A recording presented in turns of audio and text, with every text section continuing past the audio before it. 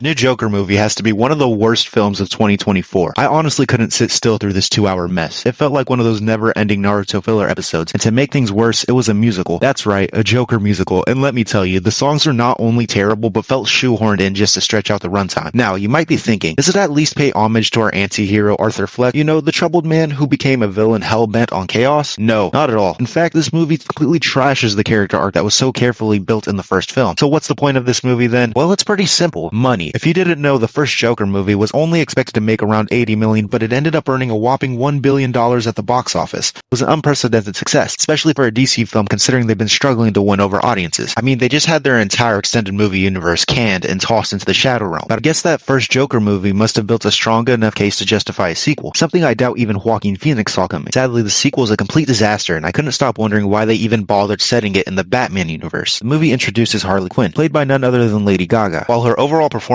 was solid and her singing unsurprisingly on point, the character of Harley Quinn fell completely flat. She was poorly written with no depth, making it hard to connect with or care about her. Multiple times throughout the movie, I found myself cringing at the awkward interactions between the characters. Some scenes felt so out of place and nonsensical that it was hard to sit through. But bad writing isn't the only issue here. I can't let Joaquin Phoenix off the hook for his performance, or rather the lack of one. It seemed like he wasn't putting in much effort in many of his scenes. Most of the time, he just wore this solemn, solitary expression and his dialogue felt lifeless. All remnants of the Joker we saw at the end of the first movie are completely gone. It really looked like he was just going through the motions, dragging the movie down even further. The movie picks up right where the first one left off, with Arthur locked up in Arkham Asylum. This time, we get an inside look at the grim conditions and the treatment he endures in the mental hospital. Guards are especially awful, treating him like a circus act and making him tell jokes in exchange for cigarettes. These guys are portrayed as complete scumbags throughout the movie, and, surprisingly, they never face any consequences for the vile acts they commit against Arthur throughout the film, and especially at the end. The film attempts to follow some of the same beats as the first, replacing Arthur's previous bullies with these new tormentors. There's even an awkward interview scene that's supposed to echo the tension of the meeting with the psychiatrist in the first movie, but honestly, Phoenix barely seems interested in his role this time around. He spends a full 5 minutes staring blankly into space, offering nothing but lifeless dialogue. You'd expect the scene to build up to some intense moment where he flips out into full Joker mode, dropping a chilling line to send chills down your spine. But no, the scene just ends with him mumbling a few unimportant words before it shifts awkwardly to his introduction to Lady Gaga's character, Harley Quinn. And of course, their meeting is one of the strangest interactions in the whole movie. Harley Quinn is portrayed as this manipulative character who lures Arthur into a twisted, delusional partnership. One of the wildest fantasies from the warp herring involves building a mountain from a small hill, which frankly means hogwash. Her character essentially deceives Arthur, not because she cares about him, but because she's infatuated with the Joker persona. She dreams of running off to the sunset to make some psycho babies with the Joker, not Arthur. In fact, she can't stand Arthur. She despises him, and that dynamic makes their entire relationship feel forced and unsettling. In her mind, there's only Joker and no Arthur, but the movie tries to really hammer home the idea that Arthur is a separate character from the Joker. First introduction to Lady Gaga's character is through a chorus that somehow exists within Arkham Asylum. Yes, you heard that right. A musical group inside a mental institution for housing murderers and serial killers. Her character checks herself into Arkham, which is already absurd, in a desperate attempt to meet the Joker. She's become obsessed with him following the events of the first movie and somehow manages to con her way into the supposedly secure facility. Now, maybe I'm overanalyzing here, but you'd think an institution filled with psychopaths and killers wouldn't let anyone just waltz in and out. But that's exactly what she does. When she finally meets Arthur, she concocts a sob story about being raised by a single mother in the same neighborhood to connect with him. But it's all lies, a manipulative ploy to get him to fall for her. Her character is flat and painfully one-dimensional. Every time she's on screen, it's the same routine. A few lines of dialogue followed by another song and dance number. The movie keeps rehashing these musical moments to build up some kind of fantasy romance, but it ends up feeling like Gaga is just playing a stereotypical sly harlot. And despite her constant presence, she goes absolutely nowhere in the overarching plot until the very end, which, let me tell you, is the worst part of this film. Then there's Phoenix. His portrayal feels completely disconnected from the Joker we saw at the end of the first movie. That menacing character is gone, leaving behind a hollow shell until the story reaches its climactic trial. The film attempts to explore the consequences of the first movie, showing how Arthur has sunk into depression following his imprisonment. However, when he meets Harley Quinn, he suddenly finds a new reason to live, feeling less alone and supposedly changed for the better. He rants delusionally to his lawyer, played by Catherine Keener, about his newfound partner. But then comes the Band-Aid rip when Keener's character reveals that Quinn has been deceiving him all along, fabricating her entire backstory just to manipulate him. Arthur, in denial, refuses to believe that this woman he's known for less than a week has been lying to him. And here's where things take an incredibly uncomfortable turn. After hearing this news, he inexplicably assaults his lawyer by forcibly kissing her. The scene comes out of nowhere, and the movie just brushes it off. Later, during a courtroom scene, he does it again, this time in front of the judge and the entire court. It's a baffling and just deeply unsettling moment. But as this love story continues to drag on, we finally arrive at the big courtroom. And holy hell, there's still an hour left in this movie. To make matters worse, they pad this final hour with random musical cutaways that add nothing to the plot. Arthur will be in the middle of a conversation, and suddenly he breaks out into a song and dance dance routine. The film desperately tries to maintain its deep and dramatic tone, but then throws it all away with these absurd musical numbers. By this point, I'd almost forgotten this movie was set in the Batman universe. I was taken aback when I realized the prosecutor in Arthur's trial is supposed to be Harvey Dent, aka Two-Face. It's like the movie needed to awkwardly remind us, hey, remember, this is a Batman IP. And finally, the movie goes full nuclear insane mode when a group of Joker's supporters set off a car bomb outside the courthouse. There's zero build-up or tension leading up to this moment. In fact, just before the explosion, the scene focuses on Arthur as he mentally unravels, effectively killing the Joker persona. He's bawling his eyes out, trying to convince the courtroom that he was never the Joker. Then, out of nowhere, boom, Deus Ex explosion happens, giving Arthur a convenient escape from his imprisonment. He makes a run for it, desperately trying to meet up with Lady Gaga's Harley Quinn. He finds her at the iconic staircase where he danced in the first movie, but she refuses to even acknowledge him. Instead, she's furious that he renounced the Joker persona and wants nothing to do with him. As she turns her back on him and walks away, the police swoop in, capturing him once again and dragging him back to Arkham. Here's where things take an even darker turn. Arthur's trial had been televised, meaning the guards and inmates at Arkham saw him berating them on national TV. What follows is the most disturbing and grotesque part of the entire film. Guards who have been tormenting Arthur since the beginning now decide to take their revenge. They grab him and drag him to the showers, where it's heavily implied that they gang rape him. The scene shows them forcing him to the floor and getting behind him before cutting away. When the film returns to Arthur, he is completely broken and defeated as they drag his limp body back to his cell. The guards just walk away as if it was another routine Tuesday, and the movie treats it with the same level of casual indifference. A few days pass, and it's now time for Arthur's final psychiatric evaluation or meeting or whatever it was, and this is how the movie chooses to stumble its way to its ending. Some random inmate approaches Arthur in the hallway and tries to tell a rehashed version of the "you get what you deserve" joke before stabbing him and leaving him bleeding out on the floor. The film closes with a close-up of Arthur lying on the ground, blood pouring from his wounds inflicted by a random nobody, and that's how they decided to end it. A bleak, hollow conclusion to a movie that felt pointless from the start. It was a complete annihilation of the character and the story that the first film worked so hard to establish. This sequel forgets that Arthur is supposed to be a deeply troubled individual, turning him into a little more than a lovesick fool. He falls for a random woman he's never met and buys into whatever fantasy love story she spins, a storyline that's never developed beyond the cliche young and dumb romance. But these aren't teenagers, they're grown adults, and the delusions they come up with to convince themselves they're in love feel shallow and contrived. Then there's Arthur's punishment at the end. It's jarring, overly dark, and completely out of place. To resort to rape and murder as a means of closing the film is both extreme and unsatisfying. And let's not even get started on all of the musical numbers. The constant singing was infuriating, stripping the movie of any potential stakes. In the end, this movie is a disastrous departure from what made the original Joker so compelling. It's a complete shitfest. Instead of exploring Arthur's complex psyche and the tragic transformation into the Joker, it delivers a convoluted, forced romance and bizarre musical numbers that add nothing but frustration.